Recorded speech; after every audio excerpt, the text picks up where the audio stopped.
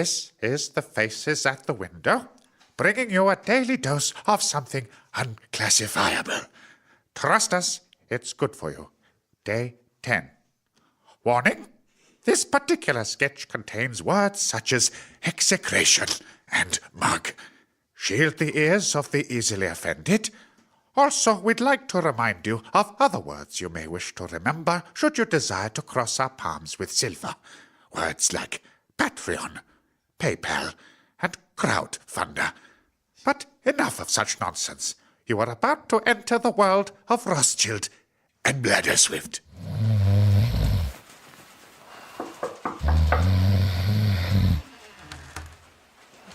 Oh, leave me sleep.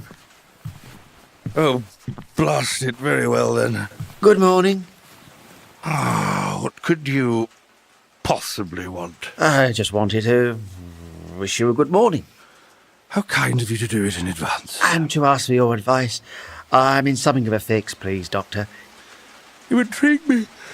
Come in and have a seat. Oh, thank you. You see, Doctor, I need to have my eyelids sewn shut. Indeed. And you've come to this conclusion because... My flatmate, he's distinctly passive-aggressive. And your solution does strike me as somewhat drastic. But you're able to do the job, aren't you? I mean, you are a surgeon. Well... Because I'd be more than prepared to do it myself, but I think that would be very risky. Not an unreasonable deduction. So please, will you do it? You see, my housemate, whenever he looks at me, he's never less than polite, but he oozes contempt for me. Passive-aggressive contempt. Like he sees me as some dreadful, bizarre, pointless stain on his abode. And you want your eyelids sewn shut. So that I no longer have to see the contempt on his face. Well, the procedure would certainly solve that problem. Oh, thank God. That's what I hoped. But I feel I must warn you, additional unwanted consequences, resultant difficulties you may not have considered are likely, nay certain, to ensue. Oh, hang the additional consequences. I'm sick of his mug. May I gently suggest the mildest tweak to your plan? Of course, I will listen to your suggestions, Doctor. Instead of sewing your eyelids shut, why don't I simply remove your eyeballs entirely? Remove my eyeballs? Far less risk of infection. God, no. And why not? It's a simple procedure. We could do it right now. I have the scoops. But I could never use them again. Well, whereas if your eyes were sewn shut... I could always have them answered.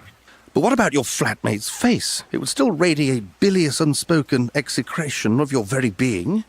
He might move out. That's unlikely. Well, he might move into another tenement, or he could die sooner than expected. Sudden explosive Lyme's disease. That's common. Oh, and then you'd want your eyelids opening again, I suppose. Well, I would like the option. I imagine that would cost extra, Mr. Rothschild. Cost? You mean to say you charge? I thought you were a doctor of the health service, and... How do you know my name?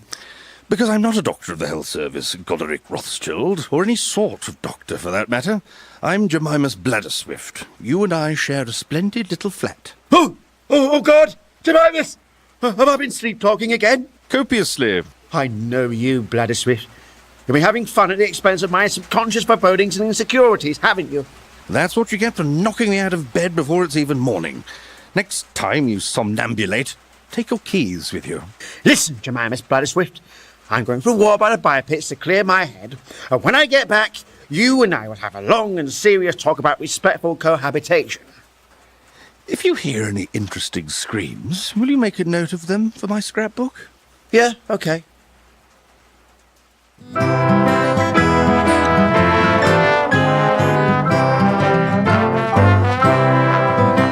TheFacesAtTheWindow.com